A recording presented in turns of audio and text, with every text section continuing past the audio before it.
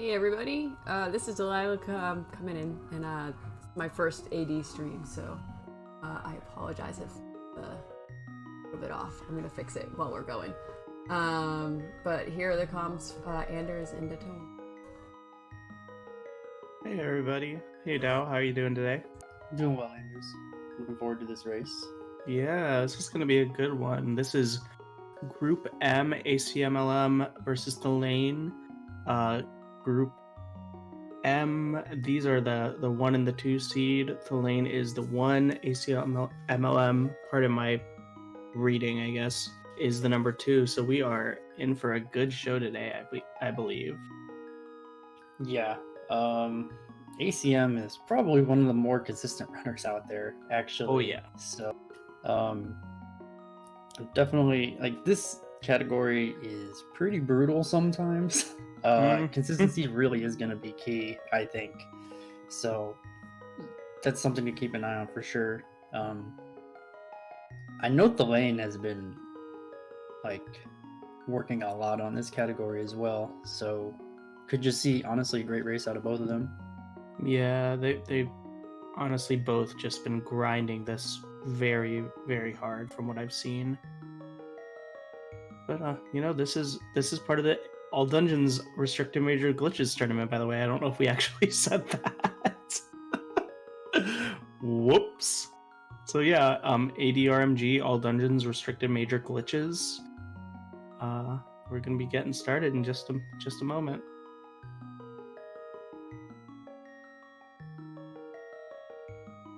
Yeah, Dow and I broadcasting from our houses because social distancing, so while we get all set up, have a little stretch, drink of water.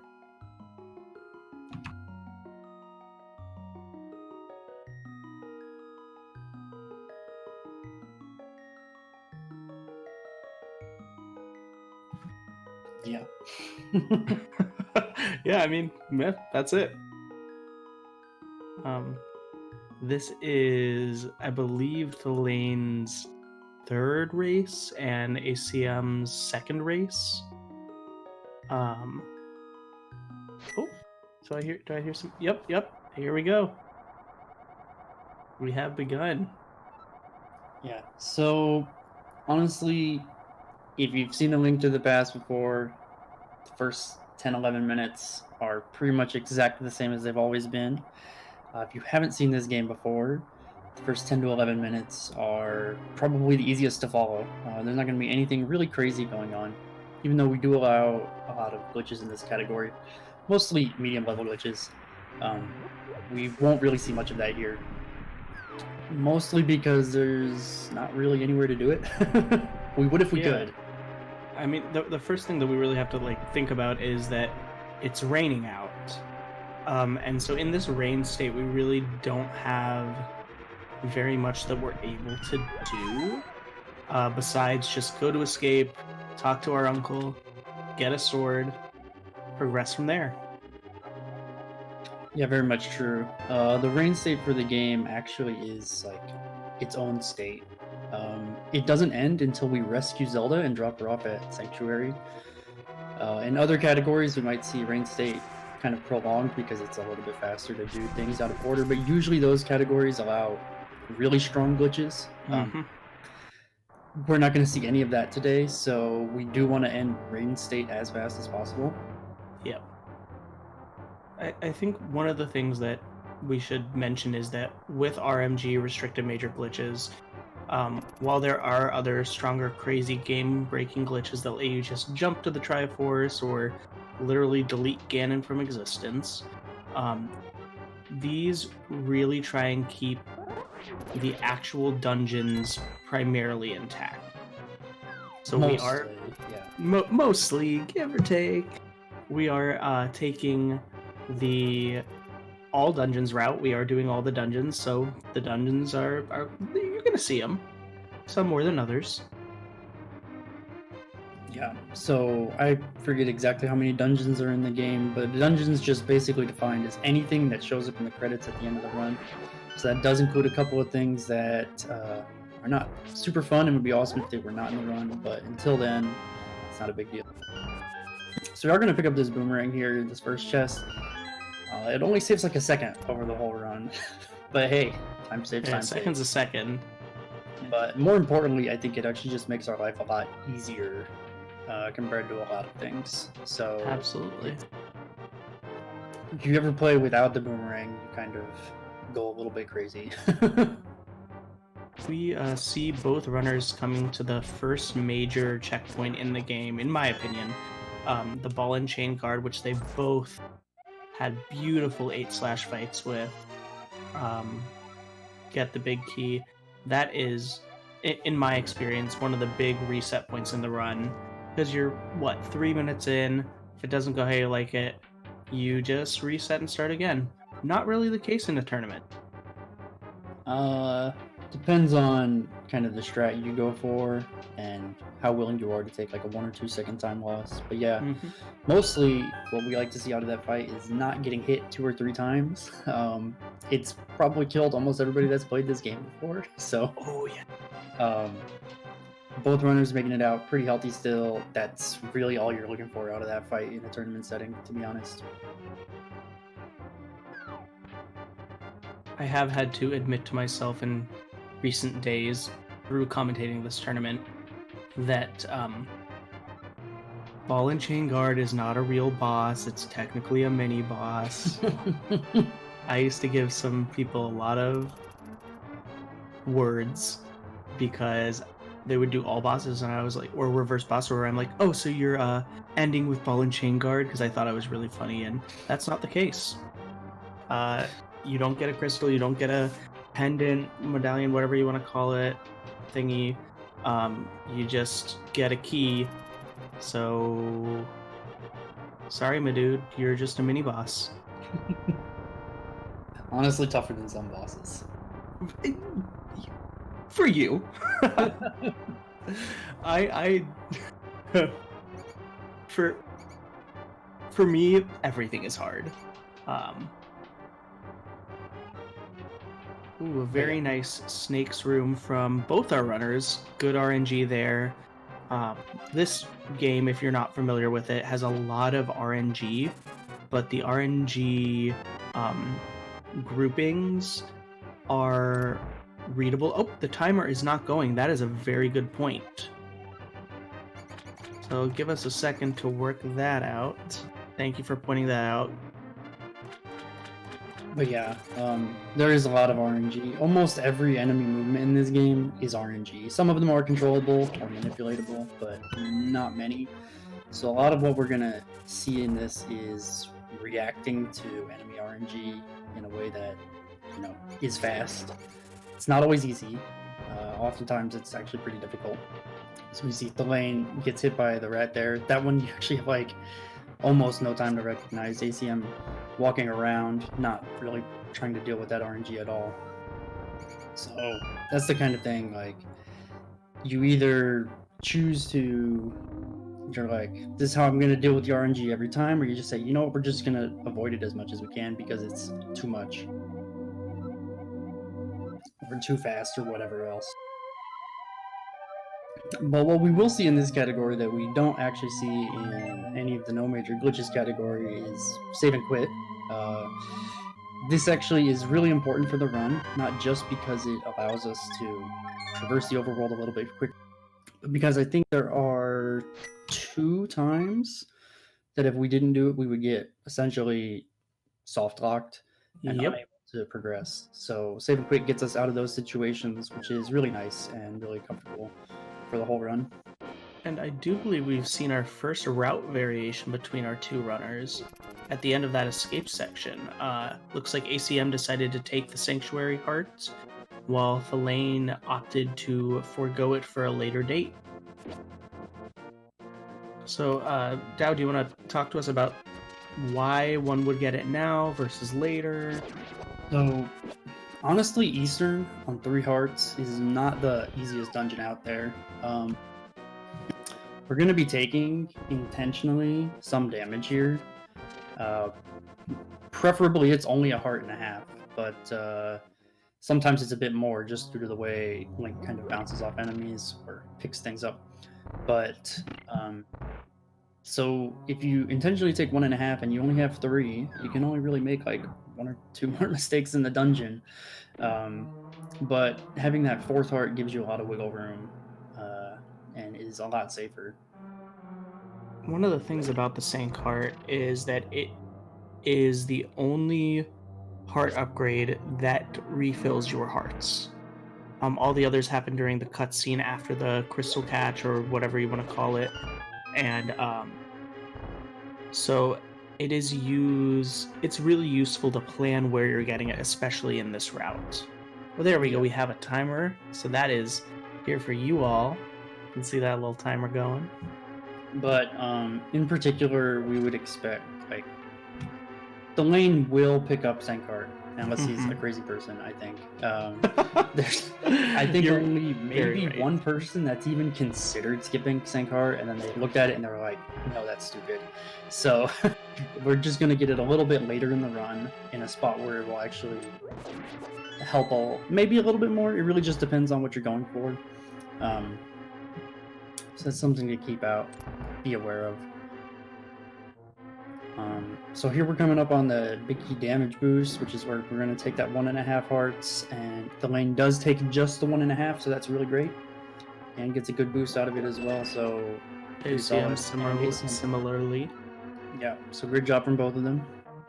Honestly, that trick, it looks easy. It is not. There are a few different ways to deal with that room. In the vanilla, you have to kill all of the enemies before the anti-fairies that we saw surrounding that pot and button would disperse. Some people will damage boost off the popo like we've seen our 2 runners here do. Others will take a little more time by setting up on the staircase where that treasure chest spawns and use that to get themselves set. ACM is heading down the stairs. We're gonna see him walk into this cannonball room, which is another room full of fun RNG, while we get a nice raid from ZeldaSpeedRuns. So hello friends from ZeldaSpeedRuns. Hope you're here to enjoy some all dungeons restricted major glitches, a link to the past fun. We got a good race for you today. And both runners getting drops here. Hopefully their arm rush fight goes well, so it's not an issue either way. Thalane maybe a little bit issues pressing the arrow button there. ACM to get a little bit away from that. Yeah. Honestly, the fight's easy until you're under the pressure to do it well, and then you're like panicking. That is the truest thing you've ever said. But we need at least 7 arrows for the upcoming dungeon, so at least both runners stayed above that mark. That's kind of one of the big things that we're definitely looking out for. Now thalane is working his way towards Sahasrala's hut to get the boots and make this a real speed run. The boots are helpful because you go fast, and if you like speed runs, you probably like to go fast. Well, they do let us go fast, but more importantly in this category, they let us kind of just move into walls. Walls really are just a suggestion, Dow. And those bombs that thalane picked up also help us move into walls, and we're about to see quite a bit of that here as we go into Palace of Darkness, actually. So we're saving quitting back to Sank. Thalane is grabbing the Sank card there. It's going to give him 5 hearts. 5 hearts is pretty important here. Mostly because it allows us to take an extra hit from the boss of the upcoming dungeon. But first we're going to do a spin speed clip right here to get into the wall, and we're just going to do a little bit of buttons, and then we do a little bit of manipulation here of the camera and the way we move Link, and we actually wrap around to the top of the screen, jump down a few cliffs, and walk right into this old man cave. And this skips getting the gloves from Desert Palace, which is really nice because we don't really need a glove upgrade in this game. There's one spot that you do. There's like one thing we want to pick up, and actually the regular gloves don't help us. We just want Titan's mitts. So it's like, okay, if we can avoid gloves, awesome. Yeah. But we're in the process of rescuing the old man. He's going to give us the mirror, also a really good item, but not totally required just yet. But what we're going to do here on Death Mountain is we're going to do another clip. This time we're not going to get in the wall. We're just going to walk right through it. And then we're going to wrap around back again to the top of the screen, do a little bit of inbounds, out of bounds manipulation from, you know, a broken camera perspective. So we can't actually see exactly what Link's doing. And we're going to end up in a different cave right here in just a second as thalane does a really nice setup there. And ACM's going to take the safer paths. Well, not safer, the easier path, just walking around. And There so you can really see what is cave they no go safer. into. But now we're going to use these bombs to get us into the wall. We have to do one little buffer here, and then we can do a teleport. And that's actually going to put us into Palace of Darkness. So we did a lot of manipulation here. And this skips essentially all of the light world. Like you do. Yeah. And we will need to come back to it because this is all dungeons, but it's just going to be a lot faster to Dark World first. Now, when we enter Palace of Darkness from this state, the game actually doesn't consider us in a dungeon since we didn't enter from a valid dungeon entrance. So it just gives us 255 keys, and we use that to open a door, which is pretty nice. And that'll save us a key, save us a little bit of routing time in this dungeon as well. Yeah, I would say so. Normally, this is not the second dungeon that you go into, in case anyone was concerned. Usually, Palace of Darkness is something that you do as your first Dark World dungeon. Doing it this early really kind of is one of the most stressful points of this run for me, personally. Because you are missing a lot of the equipment that you would normally have in this situation. You do not have the Master Sword. You are down on hearts. You have a lot more limited equipment, and we'll see a little bit later on how tricky that can be. But yeah, so opening that door actually just lets us. Normally, you would need a small key to get into this big key room. ACM picking up some backup arrows and bombs, which the thing about this dungeon is you'll notice our runners are kind of stocking up on bombs. Our goal is to get to 9 bombs in this dungeon, only because we can't really get any more. Even though the counter's at 10, we're going to pick up 1. It's totally in our way before we use any more. So we're going to essentially get to 10 dungeons by the time we put 10 bombs by the time we finish this dungeon. That sounds like it's enough for the end of the run. It's not. We're going to use like 1,000,000 bombs in this run. So we will need to pick up a few others a few others as well, which is kind of ridiculous. Thalane gets hammer jump there. A couple of extra buffers, but it is pixel perfect in 2 directions, so a couple extra buffers is to be expected. Not an easy trick, but it saves so much time that it's always worth it. It's like you can do up to 30 buffers before it's not worth it. So yeah, it's great. Yep. And now Thalane's getting ready to move into kind of the pod basement, which is where things really start to get dangerous here. Yeah. First we have this mimics room, which it's not too difficult, but mistakes generally cost you 2 hearts, so we don't want to see that. And also picking up a couple extra arrows just for safety probably. But once we move this wall and go into the basement, we have the turtle room, which turtles kind of have their own AI, which says do whatever they want, so they're really hard to deal with sometimes.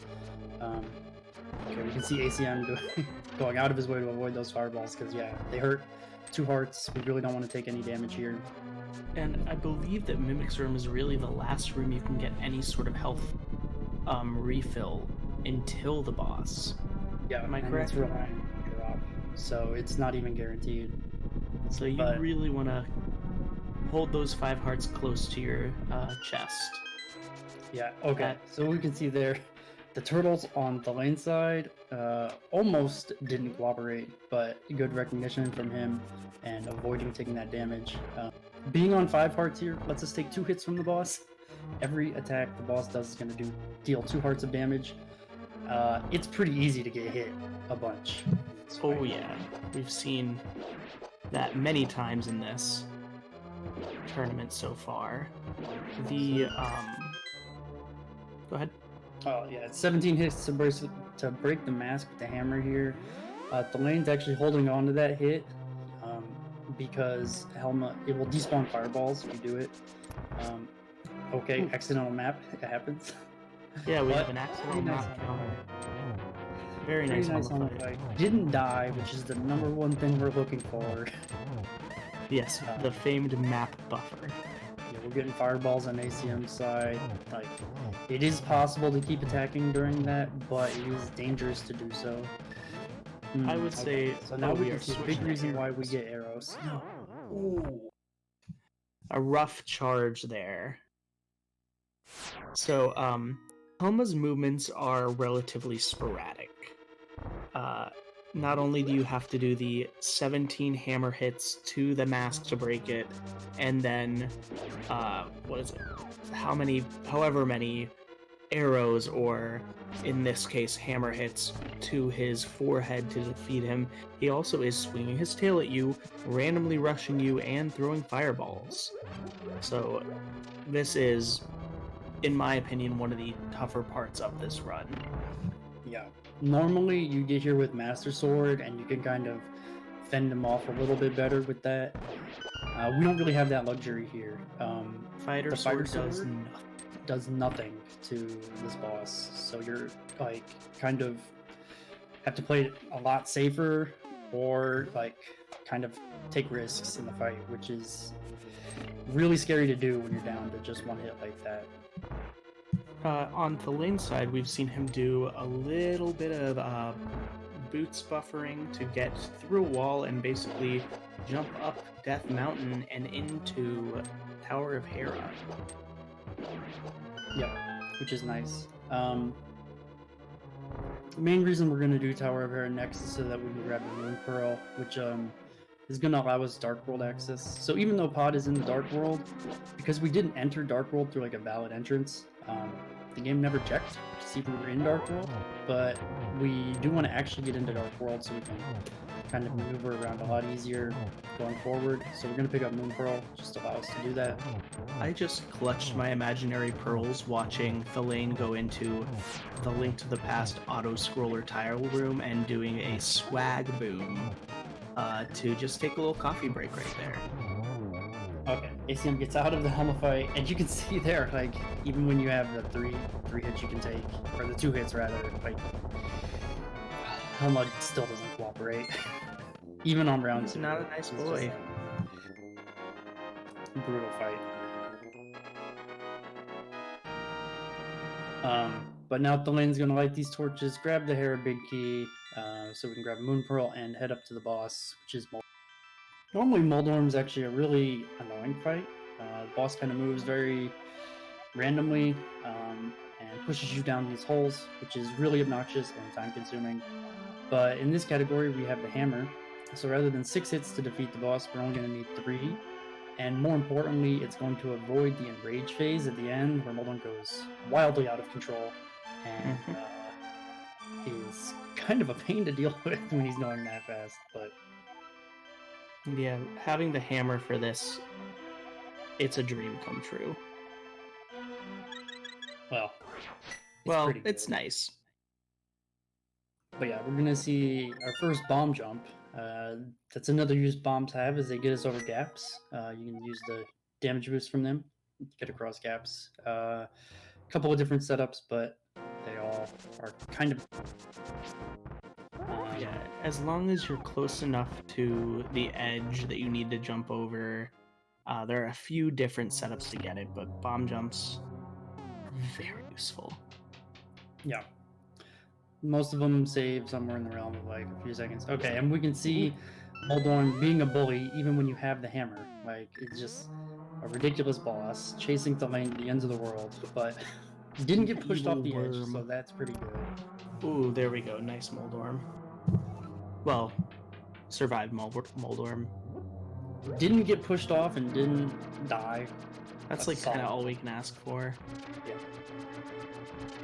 ACM is hanging out in my favorite auto-scroller room with a little bit of pot on his head. But now with the Moon Pearl in hand and Hera completed, our next step is actually go back into Dark World. We want to go to Thieves Town. The dungeon item of Thieves Town is the Titan's Mitts. To get there from Death Mountain has no natural entrances, so we're going to make our own by just kind of going fast enough that walls don't exist. And Link jumps right down the mountain. Pretty awesome. Physics in Hyrule? What? Yeah, they don't exist. But now we're in Dark World proper.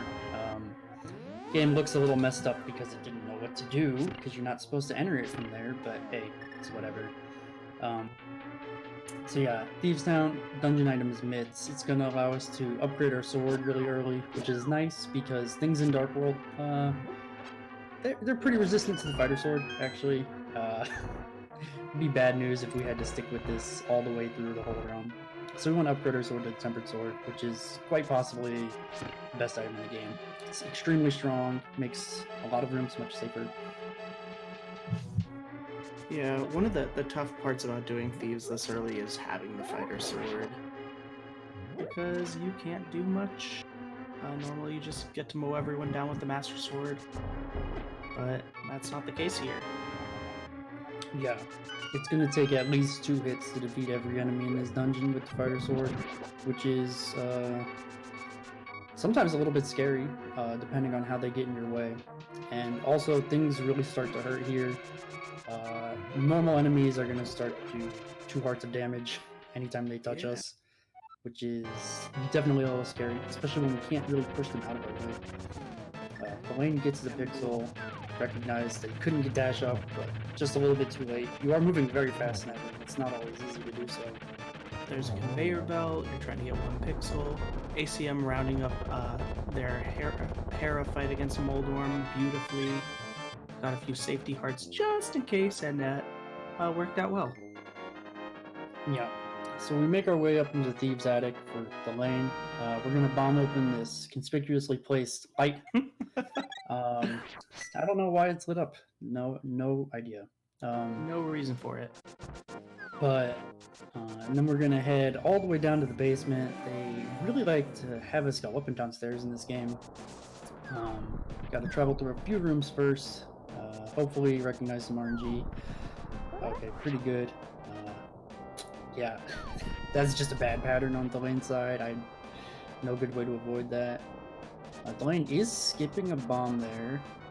We'll see. Okay, he's also using a bomb in this room, so bomb count's actually going to be a little bit low. I wonder what other changes he may make to the bomb route, to the regular bomb route, that is. So in that room that Thalane just left with the little bomb fun, that is a little bit different than what you might be used to if you're looking at any percent no major glitches routes or the like. Because we have not gotten a strength upgrade yet, we could not lift that boulder. We had to kill all the enemies to get out of there. Just a little differentiation between some other routes. Good to know. Does it well. But now we do have our strength upgrade, but it's actually faster to not pick up that block, just go back in through the exit we created. That door's open all the time, so you might actually see people go through it normally in this direction. And now we're ready to fight the boss. Turns out that light source that we blew open happened to be right above the boss room. Oh hey, and it's right there right now. And so we bring the maiden into this. Turns out she's actually a bad guy the whole time. What? And we're in for a pretty hectic fight that it's actually exactly the same every single time. So as long as it goes well. Is a scripted fight. I say over and over as I die personally to blind. I will say one thing about the blind fight in this is we have fighter sword and it doesn't make a difference. Blind takes the exact same number of hits no matter what. So as long as you have something to hit him with, you're going to hit him the same number of times.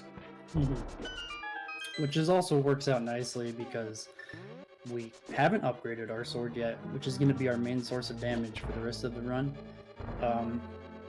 But we are getting ready to do that, so that's really awesome.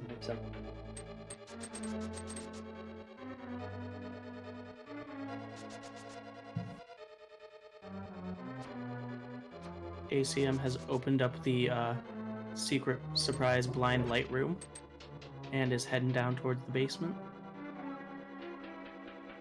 into our strength room while Elaine gets out of the crystal cutscene and decides to blow up this building. And ACM opts not to use a bomb there and get a couple extra safety arrows. I think he should be good on arrows for the rest of the run unless something bad happens, but it's all dungeons, so something bad very well could happen. We really hope it doesn't, but that's just kind of the nature of this category, is that bad things happen. Someone called it all disasters the other day, and I was like, oh, that's accurate. If by someone you mean everybody that's ever ran this category.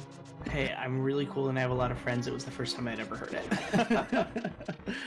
it. So we noticed another little field trip that Thalane's taken by mirroring right near our bullfrog friend.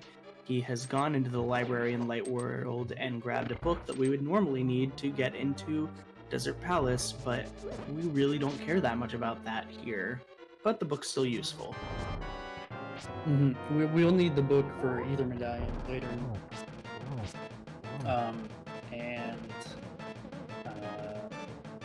What we're doing right now in the rest of the segment is kind of preparing to... ACM looks like it got messed up a little bit. Yeah, it's a scripted fight. It's scripted, but it's not exactly easy. So trust me, do it exactly the same way every time, which is... I'm very aware. a little bit more difficult than it sounds. Oh yeah, but he still gets out of it wonderfully. Catches that crystal. Yeah, so what we're doing in Skullwoods, we're upgrading our sword, grabbing the book, and grabbing enough money to buy everything we need for the rest of the run.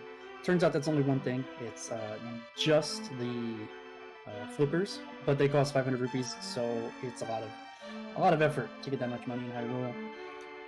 Thalane gets the fence dash, most important trick in the entire run. It is a lot of effort, but there happens to be 2 chests with 300 rupees inside of them, so actually all we had to do was open those 2 chests, and we're good on money. Pretty nice. That we don't have to farm a bunch of rupees. Dow, I'm just glad that I meme and you ignore it. That's friendship, true friendship. That was a fence dash. We head over into Skullwoods on Thalane's screen. A lot of dashes to get away from these really horrifying Ropas that do way too much damage for the fact that there are so many of them. And into arguably the second most disgusting room in the game.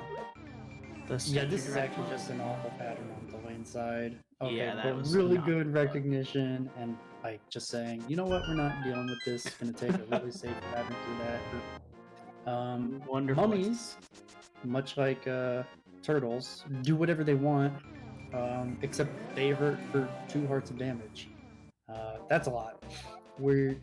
For most runners here, we're actually down a heart compared to what we would normally be. We have 8 hearts here. Almost everything in this dungeon does 2 hearts of damage, and we're going to intentionally take 2 hearts of damage. So we really want to avoid getting hit as much as possible. Moldorms being one of the only enemies in the game, or in this dungeon rather, that don't hit for 2, only hit for 1 whole heart. But honestly, being on 5 hearts versus 6 hearts doesn't make that big of a difference, because the boss will do 2 hearts of damage with every hit, and that's really what we're concerned about here. The boss really doesn't behave a lot of the time, so our goal was to just kill it as fast as possible so that Moth has no time to misbehave. For those of you who aren't as familiar with A Link to the Past but have been following along with us, you may have noticed that we have said nothing behaves the way we want it to. Everything is random and it hates you.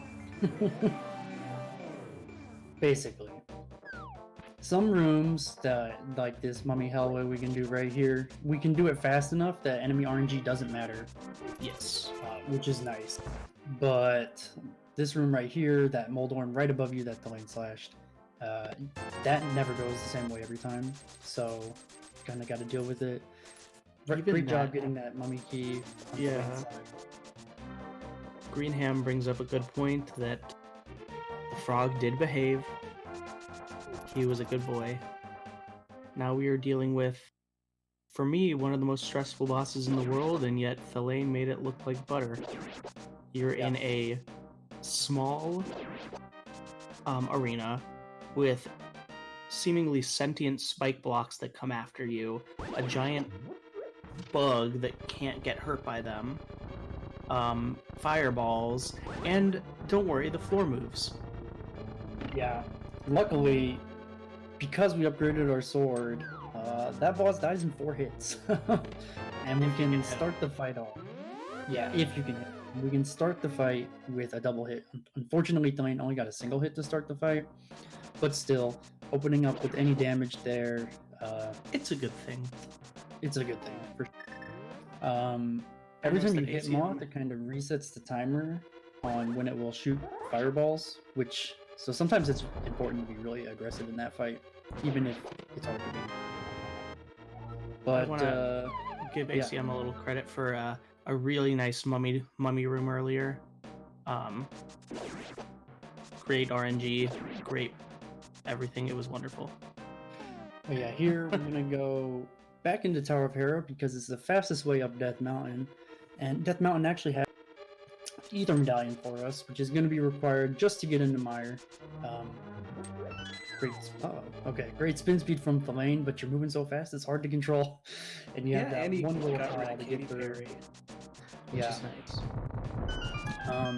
And then we're gonna stay on Death Mountain here. We want to pick up the flippers actually, because it turns out that Zora's Domain and Death Mountain are right next to each other. Only problem is there's no exits, so we're once again gonna make our own just by going fast, and the Link will go right through the wall, and then we'll be in Zora's Domain. Pretty nice. Now, since we are getting to Zora's Domain from Death Mountain and you're not supposed to be able to do that, you might notice that things look a little blocky. I mean, she's still beautiful, but it's a little different than what you might be used to.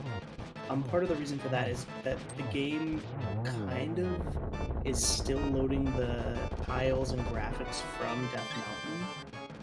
So, all that kind of really means for us as runners is that we get to see the easiest parts of that pathway to run on. Yeah, still pretty tough screen, but seeing where you can go as opposed to normally when it's got the foam and you're not exactly sure where you can stand makes it quite a bit easier. And then getting out of Zora's Domain is actually incredibly slow, and it's not really near anything, so we're going to save and quit out back to Link's house. And what we're doing here is heading over to Desert Palace. We're going to make a quick stop into Dark World first, because it turns out that Desert and Mire are right on top of each other. So going into the Mire area rather, and then mirroring the desert will save us a bunch of time. We are going to see a nice little teleport clip with a bomb from Thalane to just jump over this little mountain, do a little quick hop. Yeah, and that bomber was being pretty rude to Thalane there. Dealt 2 hearts of damage, and since we save and quit, we don't actually start with full health, so we're down to 3 hearts. Now that we're off that screen, we're probably pretty safe. Probably. You may notice that it looks a little weird, though. Yeah. Just a little.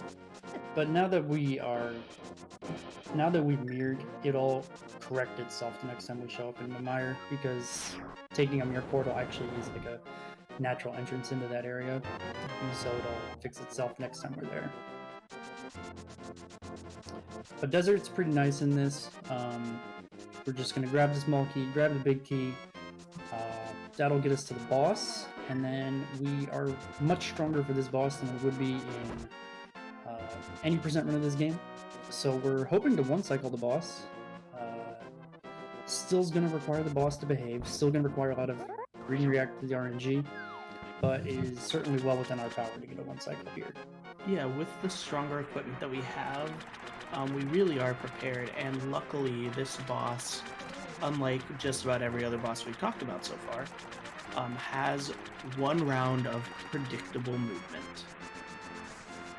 Yeah, and we're going to use that movement to kind of get a good setup to start the fight, and hopefully that setup is enough to finish it in just one cycle. If not, everything's random. You know. Yeah. Yeah, this is really good RMG from Poco's on Thalane side. And also good job doing one slash there. Sometimes you get RMG like that and you don't quite read it correctly or are a little bit too slow to read it. So great job from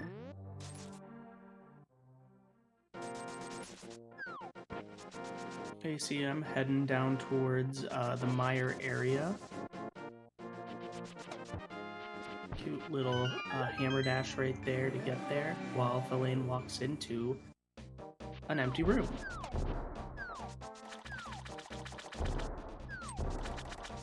Yeah, and that was pretty good. Great one second. I noticed that ACM has opted not to do our little bomb hop. Not a big deal. Gets you exactly to the same screen. And then using those same strats, he's going to hop his way into... as long as the buffer works. Yeah, there we are. Into that mire area, where it is loading a very odd glitched rain state. Honestly, some of those left buffers, even though you can do them really fast, they're kind of a bit more finicky. When you're moving to the right, you're actually going to move 1 pixel at a time, but when you're moving to the left, you're going to move 2 pixels at a time. So sometimes, if you're trying to go fast, you might like skip right over the pixel you want, and then you have to kind of readjust and go the other way. So you do have to be a little bit careful and pay a lot of attention to what's going on there. Absolutely. But yeah, the lane's heading into Mire, which is gonna be pretty different, actually. It's gonna look kind of mostly the same at first. Normally what we would do, well, it's kind of straightforward so far, but now we get to kind of the central hub, and it's a bit of a maze. And what we're gonna do next is come up here into the top right and grab 2 keys, actually. Normally we would just grab 1 here. In any percent, but 2 keys is actually gonna get us into Swamp. Sounds a little bit weird to say. Yeah. And we're gonna grab the hook shot in this segment, which is not the Mire dungeon item. I don't know about you, Dow, but this is genuinely my favorite segment to watch. This segment is super rough. I do not like Mire. But okay, maybe playing it, definitely playing it is not maybe as fun as watching it. But from my perspective, there's so much happening. If you blink, you're suddenly in Swamp Palace, and then you go back. I mean, oh my gosh. So we see them both at the same time lighting some different torches and just standing around. Yeah. So a chance for a little coffee break. On the lane side here, on ACM side, I think he used the lamp there to save magic. If you use the fire, you have just enough magic to finish this fight. Using the lamp gives you a couple extra fire rod shots, and great 1 cycle from that. Yeah, still a very nice 1 cycle. But on the lane side, we're grabbing the big key, and now we're going to actually head back to those rooms we just visited. It turns out that those rooms are right next to Hera. Hera is not the dungeon we were talking about earlier, but Hera gets us to Swamp. So we're going to go from Mire to Hera to Swamp. Really kind of crazy. And we're going to do all of this just to grab the hook shot a little bit early, which saves, I forget exactly how much time. More than I've heard 20 seconds, I've heard 40 seconds. 40 seconds is the most recent one I've heard, so we'll go with 40. Only if you do it the first time, every time. Only if you get it, yeah. And this is actually, that bomb throw right there is actually pretty easy. Nice setup from the lane, and then you throw the bomb, and you kind of just teleport or go through the wall instantly. We take this warp that gets us to Hera, also gets us through a couple of fairy rooms, so we get a nice full heal, which is really nice. And it's down a specific pixel, place a bomb, dash into the wall again, do a couple buffers. Great job from the lane side, honestly. Yeah, that was really fast. And now we're in Swamp. And this key door at the bottom of the edge, at the bottom of the screen here, is what we need the key for. open that door. When you keys are not tied to whatever dungeon you picked them up in, or they are tied to whatever dungeon you picked them up in. But the game still thinks we're in Mire since we never actually like left through a valid exit or anything. Much like So when we mirror, it puts us back to the start of Mire. Much like we saw when we used the Kiki strats to get into Palace of Darkness, we kind of realized that all of the maps for the dungeons and the caves are kind of loaded on all of the same screen in a 2D plane. So with that in mind and knowledge of how that underground map works, you can manipulate kind of where you go to make everything a little. Yep. So now we're gonna grab some Mario, which is gonna allow us to do a couple of neat things later in the run. Oh, Thalane's setting up for a hover here. Okay. No. That hover is, I think, a little bit faster, but also preserves your health, which is nice. We are going to take a bunch of intentional damage at the end of this dungeon to make the boss go fast. So, extra health, always good, just in case something goes wrong. Not that we expect it to, but when things go wrong in that fight, they go very wrong. And it's a pretty bad death. Very true. Always a lot of health coming into this, or going towards the back of the dungeon is very nice to have. We're very likely going to see some interesting stuff happen on the lane side of the screen as he throws a Samaria block into the void. For the sake of my headache, Dao, would you mention explaining spooky action glitch in this scenario? Yeah, so the game has this altitude variable which affects a number of things, and one of those is the Fire Rod AoE splash damage. So we throw that block in the void, and it says altitude variable to its maximum allowable height. And we're actually going to use the Fire Rod to hit these anti-fairies in this upcoming room.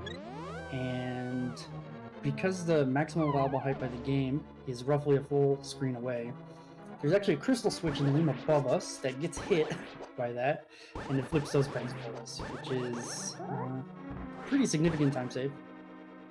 You heard it here first. You see him going for a slightly different setup there, but it's beautifully.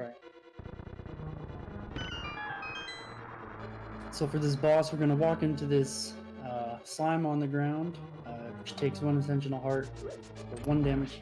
And yeah, it actually protects us from the eyeballs. It's actually much safer to do that. The eyeballs do 4 hearts of damage. So taking 1, much better than taking 4. So we do a bunch of that so we can get lots of spins on the eyeballs and finish the boss real quickly.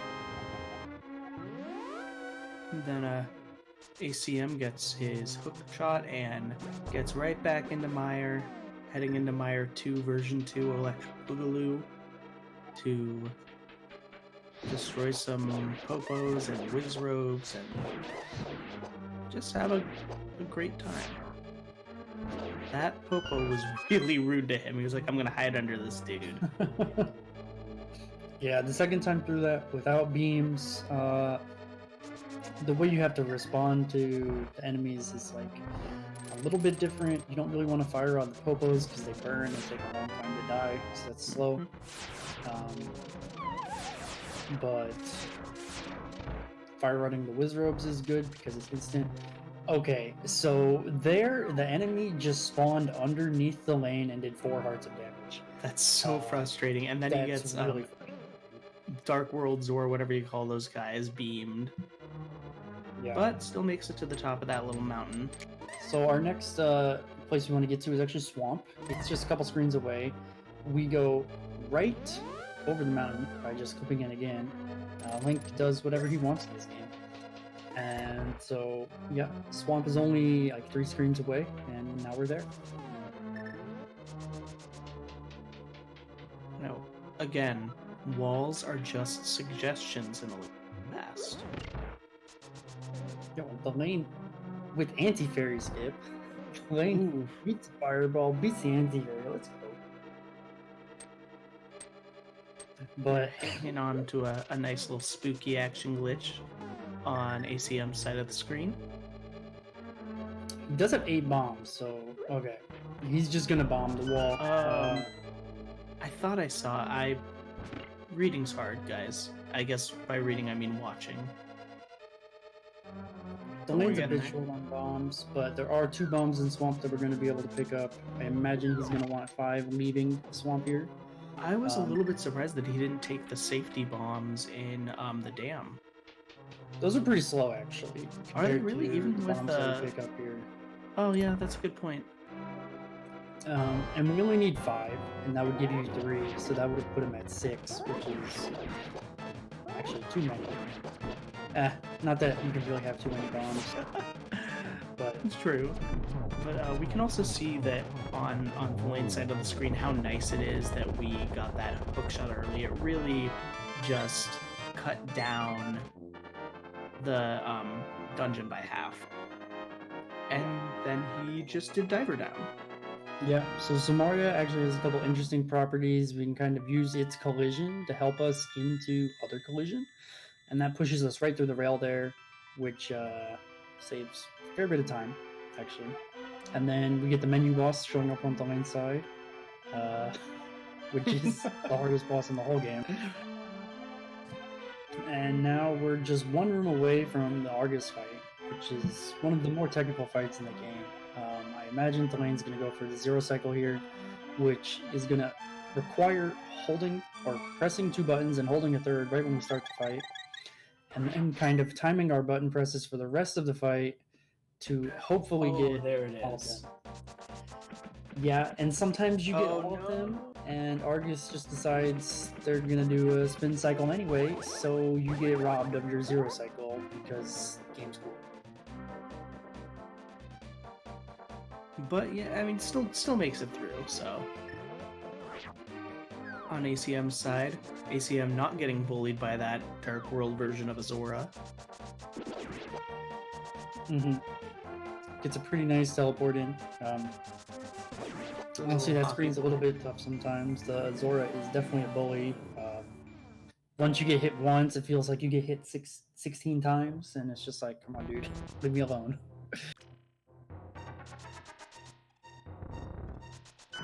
And the upcoming dungeon on the lane side is going to be Ice Palace. Ice Palace is also 2 screens away. But normally to get there, we're going to have to go to the Light World and then back to the Dark World, which is a little bit slow. We do have a strat we can use here called the mirror wrap, where we're going to mirror on the same frame that we cross the transition, and the game kind of... I don't exactly get what's going on, to be honest, when we do this, but the transition gets all messed up, and we're kind of able to go in different places. So we're going to see the lane set up for it here. We do have to get into this cliff first, which, okay, second try, but that's okay. And then we'll stand on a specific set of pixels and great wrap from him. And then we don't want to go too high or too low. If you go too high, you basically hardlock and have to reset from your last save point, which was like 15 minutes ago, and like a lot of dungeons. Our last save point was before desert, so that's quite a ways away. But now that we are in the Ice Palace, we can kind of use this little bomb clip that we saw Thalane do to kind of go backwards in a way. No, that gets us forward, but now we're walking backwards. That's the words. And then this room, we're going to do another... We're going to have Samaria kind of extend a state for us so we can kind of push our ways through that rail. That's actually pretty recently found, I think like 2 months ago, maybe? Yeah, maybe. Not even. Pretty significant stuff. It actually doesn't save too much time, because normally we would do Ice Palace bomb jump here, but it is much safer and saves us on bombs, which is really nice. It does kind of put our magic situation a little bit riskier if we mess it up too much, but the lane didn't mess it up too much at all, so the magic's great. We do need full magic going into the bosses of this dungeon, Cold Stare, just in order to fight them, and we don't have many refills on our way, so magic management pretty important. We just saw ACM deciding not to go for the 0 cycle, but still getting a very, very nice fight there, and grabbing that crystal. Yeah. While Thalane drops down a hole. And everybody say hi to Cold Stare. Hopefully we're going to be saying bye to Cold Stare very soon. Okay. Looks like they got away. Sometime the fight gets a little bit away from you, but there's a lot happening here, and the game honestly sometimes just doesn't even know how to deal with it all. It's a little bit lag-inducing for slower players like myself. You've got ice falling from the sky and 3 cloud eyeballs running around, and it's a lot, but we get through it mostly. Well, Thalane gets through it, I don't. yeah, and we're gonna see ACM here opt not to do the mirror wrap. ACM, like I mentioned earlier, pretty consistent player. Part of that's because he's also a really safe player. And instead we're just going to kind of walk on over to the intended Ice Palace entrance. But you can see that takes us into the light world. I gotta go back into dark world. This is actually slower. It looks pretty quick, right? It's not that far away, but the mirror wrap's just so fast that this is actually a little bit slower. Opting for a slightly different bomb setup. Bombs are just really powerful in general, and it still works either way. Samaria. That's actually a really clever bomb placement right there. I wonder if you probably can't throw the bomb to that spot though, which is why it would be a little bit slower, but that looks really safe. Now we see Thalane jumping with a bomb that turned invisible. Basically what that was is he essentially transitioned to the screen with the ice cave and blew that up before running in. It just looked like he was swimming and walking on water. Yeah, you're ending up, you like jump down and they wrap you around to the top again. It's really weird sometimes. But we're going back up to Hera one more time, and this is actually going to take us into Turtle Rock. Okay, even though Thalane's setting up for the faster one here, faster clip. Oh, he's getting bullied by those cabbages. Yeah, Death Mountain lives up to his name, and the boulders are very bullying him right now. This is maybe an issue, actually. Everything in Turtle Rock hurts. Most things do 3 or 4 hearts of damage. Okay, he's farming the bushes here. This is pretty smart. They can drop hearts or fairies. Or bees, which is not good. Yeah, the rubies don't matter so much. Do a couple of inputs here, and we're going to set up for another mirror wrap, which is also excellent. Great fight on Cold Stare from ACM's side. And all of that work we did gets us into Turtle Rock, but actually almost the very back entrance. And yeah, so now we get to do Turtle Rock backwards to get the big key. That was a pretty good laser skip from Thalane, actually. That room feels a lot more difficult backwards, at least to me.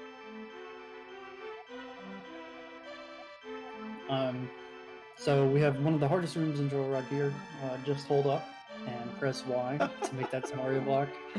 But it does mean we're going to take 1 intentional hit here.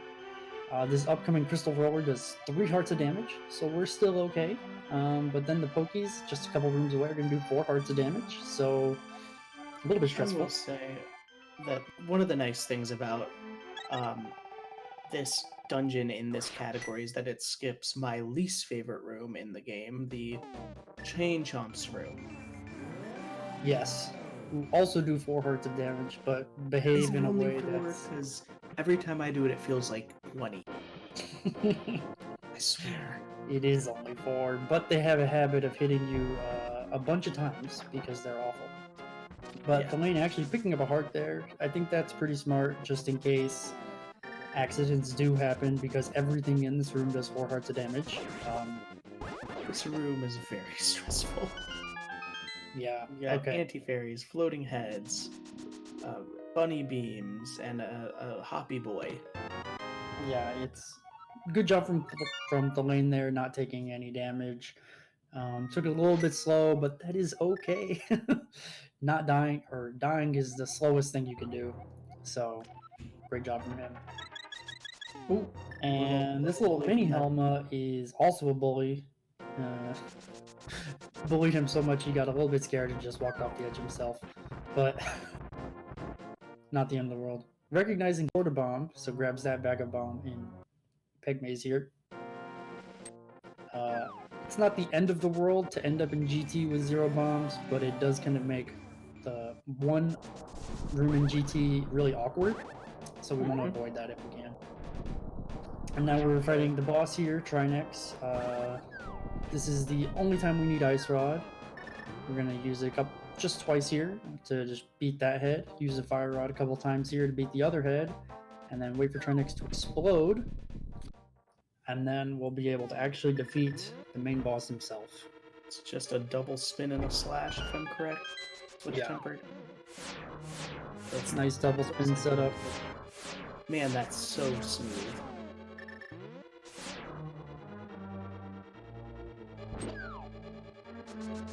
And now we have finished Turtle Rock once we mastered this cutscene. Fun fact about this is since we clipped our way through the back safety entrance of Turtle Rock,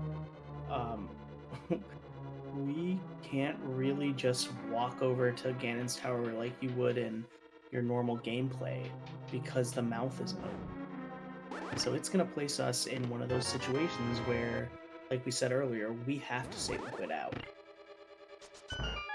Well, we don't have to. We could mirror, but since we want to end up in Dark World anyway, we would have to put the pegs, or hammer some pegs, go back to Dark World, go back over to Ganon's Castle. Turns out that's slow. Mirroring by itself is something like 8 seconds worth of mirror time, so that's pretty significant. Save and quit is less than that. But Ganon's Tower is on Death Mountain, so we're going to save and quit to Death Mountain, excuse me. We're going to do one last clip to get to wrap around the top of the screen here. And this time, we actually don't want to end up in Hera. We actually want to end up in Dark World. So we're going to find the portal. We know where it is, even though we can't see it. And then we're going to do a little bit of walking around here to kind of end up at the bottom of the screen. Do one last wrap around to the top. And we are in Ganon's Tower. And it skips over that very long crystal cutscene, so where they open the door, so that's always nice. Now we have our choice of 3 keys to grab in Ganon's Tower. The one Thalane grabbed is definitely the safest one of the lowest risk one, which, especially if he's watching and knows that he's ahead, it's pretty safe to get. Now, if you're really pushing your time in this category, you're not going to take the heal. So you're going to enter GT with 8 hearts. We are going to take some intentional damage in this dungeon, and it is long, and there's lots of things that like to hurt us, so it is definitely one of the more dangerous dungeons. I expect, though, that given Thalane is pretty good at this game, it won't be an issue, but if things go bad, they could end pretty bad. But first, we had to go all the way down to the basement of GT, grab the big key. That'll get us to the upstairs, where we can finish it out. So we have to go through this warp maze right here, except it's not really a maze when you know where everything goes, so we just take the fastest path. And then we're going to hopefully, nice bonk over there from Thalane, not take that warp, which is nice. And then we will kind of do another little bonk over a gap there. Invisible floors, but there is a gap there. And then bomb this right here, which is kind of the room that's awkward if you don't have a bomb going in. And now we're fighting Ice Armos, which is not the hardest fight, but the ice does make it a little bit tricky, so we have a particular setup we like to do. Okay, Thalane got away from him. Yeah, got away a little bit. Hopefully... There we are. I think I don't know if that was fast enough. It was pretty close. So his Ganon bats might be a little bit weird. Mm-hmm. But we'll have full health for the Ganon fight, so it's not the end of the world. We can see ACM here actually takes the old man heal, which is pretty good. 14 hearts versus 8 hearts for GT, pretty significant difference. Thalane doing a strat there that's heart neutral. You get one and you take one so that you can kind of do that room a little bit safer. We'll see if ACM opts for that strat. Probably not, given that he took the heal. Probably go with a little bit faster strat, and one that I know he's done for a long time, which is just walk right over the spikes, take a little bit of extra damage. Both did opt for that same torch key as a note. Yeah, so no time lost there or gained there due to strats. As we mentioned, it's definitely the safest of the 3 keys. So, and the difference in time between them is something like 2 seconds. So it's not significant. And now the lane's heading into the gauntlet, which is going to be 5 combat rooms all in a row. Got to read all of the enemy RNG. You have a lot of kind of things going on at the same time. Conveyors or ice coming up. This Beamos gauntlet just shooting at you. It's the And worst. he's not getting the best RNG, honestly, from these enemies. No, he's not. Hey, but that one, got through the Zazuks. Yep. Use And that fire rod shot. Good RNG there. still on 6 hearts here, so he's actually looking pretty comfortable. The rest of GT might not be easy to execute, but you're unlikely to take a lot of damage. So this is pretty good. Nice one cycle on the second landmines fight. Yeah, probably looks a lot similar to the first one for those of you who've been around for a little bit, because it was the same. We have ACM dropping into the Ice Armos fight.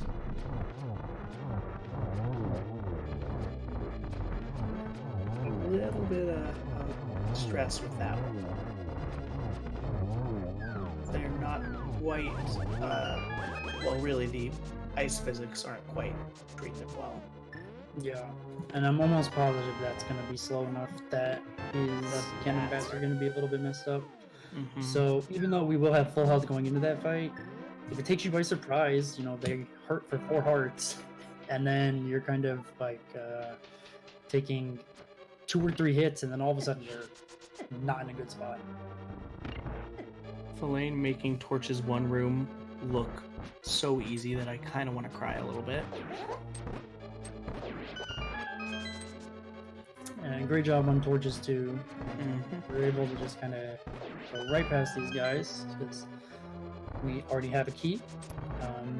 Bomb open this wall. Get through this room right here, and then we're ready to fight Moldorm too. This fight is hopefully easy.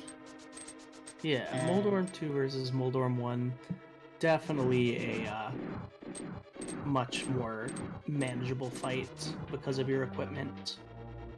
Yeah, also, the platform's a little bit nicer as well. But great job from Thalane. And now we are prepared to fight the definitely real final boss of the game, Acmlm 2.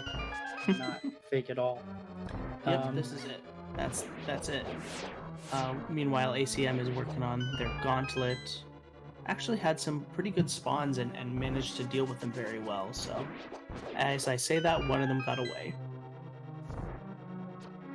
So on this Aga 2 fight, we have 2 fake Agas, 1 real Aga. They'll throw some balls at you. A lot of them are reflectable. Some of them aren't. Yeah. Geometry. The boss. Pretty good fight from Thalane. Very nice.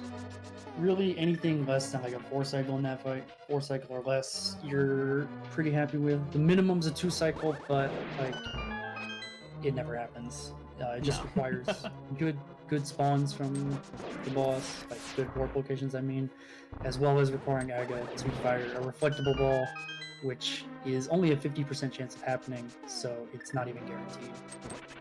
All I'm saying is that my last math class was over a decade ago, and every time I have to look at AGA 2 and try and figure out which way things are coming from and how to hit them correctly, I cry a little bit. I majored in music, not math. So, unlike what we would normally see, we have killed AGA, but we're gonna, instead of dropping into the AGA hole to get to Ganon, we are going to mirror back to AGA's tower, the true final dungeon. Yoho this and is Chex is calling me out, and I do not appreciate it, so I'm gonna ignore it. The unfortunate thing about this dungeon is that the boss of it is pure RMG. There's nothing we can do about it, which makes it very unfun. But Especially the dungeon at itself, the end of the game. yeah, the dungeon itself is okay here. Not too difficult given how strong we are and given how many hearts we have, and all that good stuff. Enemies are gonna die in 1 or 2 hits as opposed to like the 6 it normally takes. And yeah, we have Fire Rod to burn the enemies that we don't like as well. It's just like, it's pretty great. Unfortunately, the game counts this as a dungeon, which means that we do have to fight the boss, which is pure RNG, and that's really why it's kind of an issue. So one thing that I will say is, at the end of AGA 2, which we're seeing ACM run through right now, the game decides to be a complete jerk to you and not refill anything for you. You don't get a health refill, you don't get a magic refill, you're just told, hey, go to the final boss. In all dungeons, because we have to do AGA Tower, maybe we'll get lucky and we'll get a little bit of a refill. Who knows? Guess we'll have to find out. Very nice AGA 2 fight. A little bit of blue ball fun right there, but we see Thalane walking into RNG, the final boss. ACM actually did look like he had a triple setup on the first cycle there for Aghanim too. But the boss is stupid and it just said, hey, you hit me with 3 energy balls? Wrong, you hit me with 2. And, there's really not much you can do about it. Iframes or something or other, grumble grumble. Yeah, it's really bogus actually. So in this boss fight that we see Thalane working on, looks familiar. It's AGA, again, this time without his clones. The RNG for a blue ball for AGA 1, that is a very good question that we're working on. So it's a 50-50... Oh, you go ahead. Okay, well, each one is 50-50, whether it's energy or blue ball. It's not manipulatable in any way. The way RNG is determined in this game is it like takes the RNG of the frame before. So the only way to have RNG be exactly the same every time is to play frame perfectly up to this point in the run. And playing frame perfectly for 70 minutes doesn't sound possible. So we can't really manipulate this RNG in any reasonable way. Yeah, I've put in the chat the list of blue ball probabilities. You can get up to 15.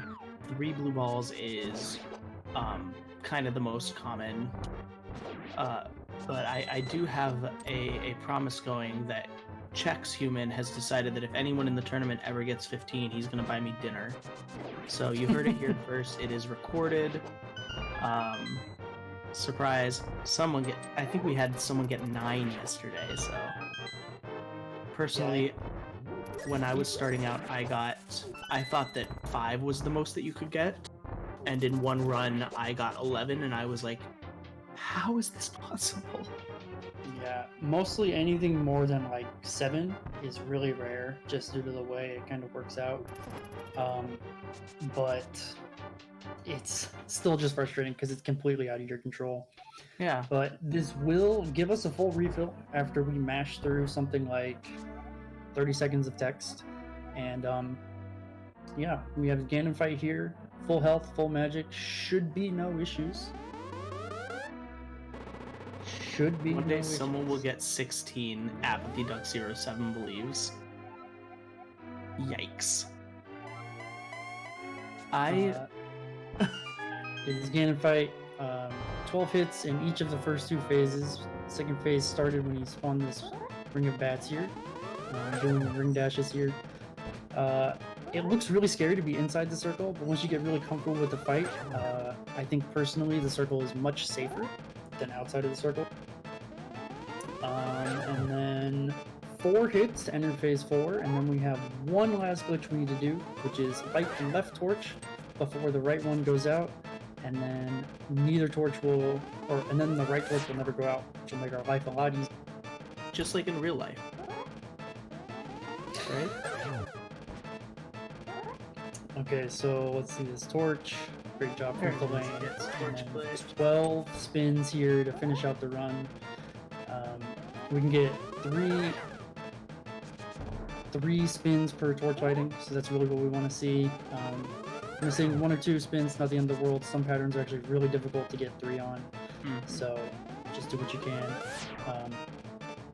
And then it's also easy to get a little bit off track if you miscount a little bit. So it's not the easiest fight in the world. And thalane taking a minute there to reset, recognized he wasn't going to get that spin. So he's like, okay, let's just reset. ACM gets through AGA 1. It's getting through our text boss to get to Ganon. It's a pretty good fight from thalane. Thalane gets a good old Ganon kill. Now save a divine intervention or walking off the edge. Thalane will walk through the door. There we go. Yep, GG's to thalane.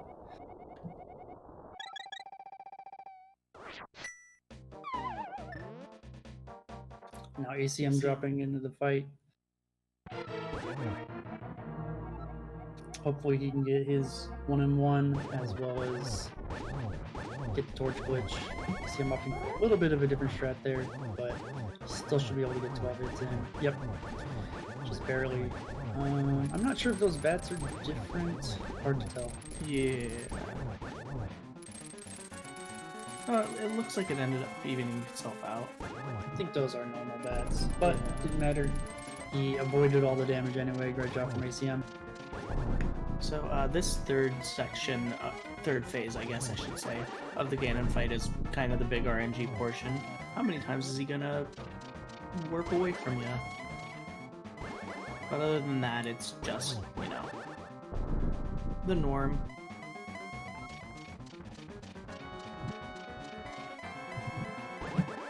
And that sounds like we have thalane joining us. GG thalane. Yo, GG's. How you feeling? Pretty okay. I mean, this is way above the expected time, to be honest, considering the little time I spent with this lately. And but as always, late game did not go very well. So yeah, what was it saying? -17 out of ice. That's a pretty good run. yeah, that felt pretty good. And then T-Rug was a little disaster health-wise, and I think Hey, you covered it. Yeah, I think Ganon was mostly okay. Agato was, a little bit messy here and there, and then Ganon last phase especially. I waited like one extra fire bat cycle, I guess, just to calm down and get ready for the next triples. ACM has blown up the pig, and GG's to ACM. No, GG's. So, what you got to say? What do you think about that run overall with everything? I mean, we got a little bit of bullying here and there, but overall, a very, very nice run. Yeah, I think the run was pretty solid. Like, considering my ability in this game, I think this is like kind of what I'm happy with. Like, not too good, not too bad, so it's perfect, I guess. Were you watching the restream at all, or were you just kind of doing your own thing? No, I cannot watch restreams, as in, or like my opponent, because I get nervous as it is. I feel like vanilla speedruns. Like rando, it's not too bad, but this, I for some reason get like super nervous, and so I'd rather not know where my opponent is and just play my game and try to make the best out of it. Okay. Yeah, really understandable. Yeah. So this is your last match in the group stage, if I'm right? Yep. Yeah, that's correct. Very, very nice.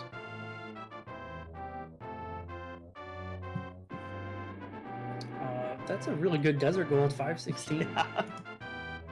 Yeah, I mean, I thought the previous goal was kind of okay as well. And then like 3 seconds off of that, that's pretty good. Yeah, that split is really brutal sometimes. Yeah, especially since Death Mountain is involved in like dead rocks and all that, so it's usually these splits that you cannot get an easy goal, I guess. But it worked this time, so that's cool.